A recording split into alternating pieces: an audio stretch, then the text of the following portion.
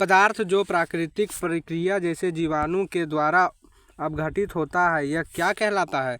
जैव निम्नीकरण, जैव अनम्नीकरण या संश्लेषित या फिर अपघटक। तो इसका राइट आंसर हो जाएगा जैव निम्नीकरण। क्या हो जाएगा? जैव निम्नीकरण। आगे बढ़ते हैं। ध्वनि की प्रबलता किस कारक पर निर्भर करती है? ध्वनि की प्रबलता किस कारक पर निर्भर करती है? तो इसका राइट आंसर हो जाएगा आयाम। ठीक है, तो आगे बढ़ते हैं। विपरीत आवेशों के बीच क्या प्रतिक्रिया होती है? इसका राइट आंसर हो जाएगा आकर्षण। क्या हो जाएगा? आकर्षण। ठीक है, आगे बढ़ते हैं। हरित ग्रह प्रभाव और वैश्विक तापमान के लिए मुख्य रूप से उत्तरदायी गैस है। क्या है उत्तरदायी गैस? उत्तरदायी गैस है आपका राइट आंसर हो जाएगा कार्बन डाइऑक्साइड और मीथेन, दोनों हो जाएगा। ठीक है, दोनों हो जाएगा। आगे बढ़ते हैं।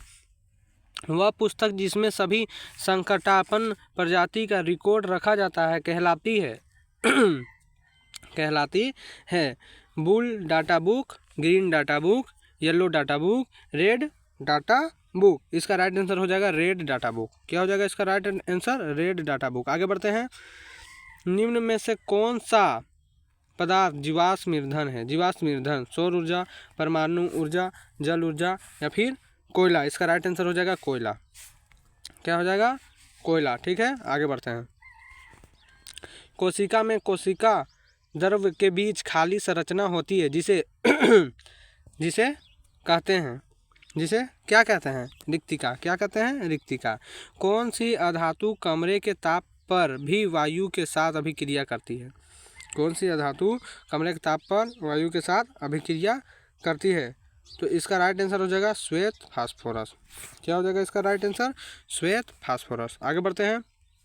किण्वन की रुकिए एक सेकेंड किण्वन की प्रक्रिया की खोज किसने की थी? Edward Jenner, Alexander Fleming, Robert Hooke, Louis Pasteur.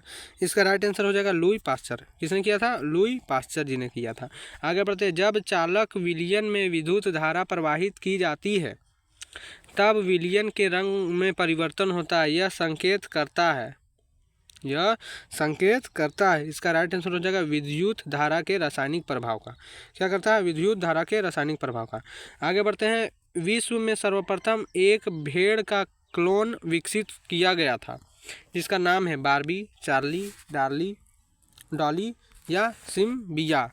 इसका राइट आंसर हो जाएगा डॉली। क्या हो जाएगा? डॉली। ठीक है। तरल है, तरल क्या है? ठोस और द्रव दोनों, द्रव और गैस तरल है या फिर ठोस गैस है या इनमें से कोई नहीं। तो इसका राइट आंसर हो जाएगा द्रव और गैस तरल है। ठीक है, तरल पदार्थ है। ठीक है, ठोस तो हो नहीं सकता है। तो इसी प्रकार आगे बढ़ते हैं।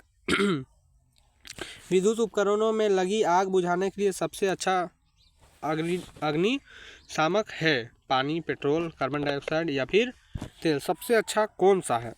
एक सेकंड, सॉरी, कार्बन डाइऑक्साइड। क्या है? Carbon dioxide.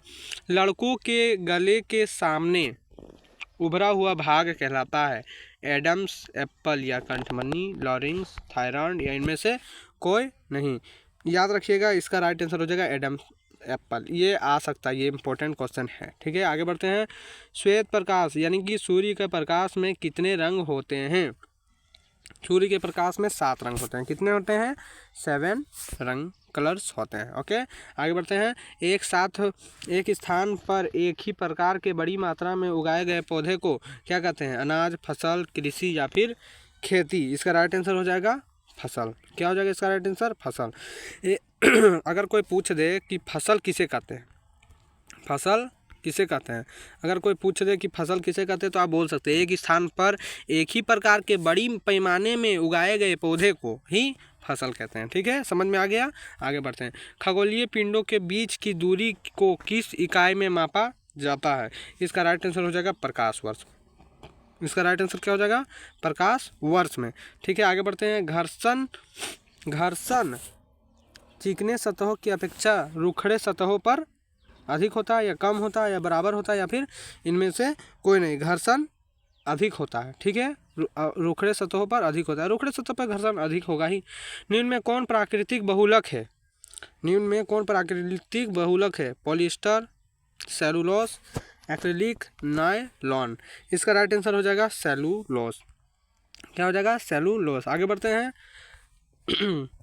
जो ध्वनि सुनने में अप्रिय लगती है उसे कहते हैं शोर।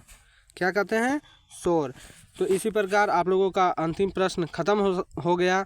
तो अगर आप लोग को चैनल में मतलब बहुत ही अच्छा लगा होगा इस चैनल का वीडियो को, तो चैनल को सब्सक्राइब जरूर कीजिए और वीडियो को लाइक कीजिए, और अगर पसंद आया हो तो कमेंट कीजिए। अगर कुछ भी त्रुटि होगा तो कमेंट करके बता सकते हैं कि मुझे ये त्रुटि है, इसको समझाइए, तो जल्द मैं उसका उपचार कर सकता हूँ। तो इसी प्रकार मैं वीडियो को एंड करता हूँ। जय हिंद, जय भारत।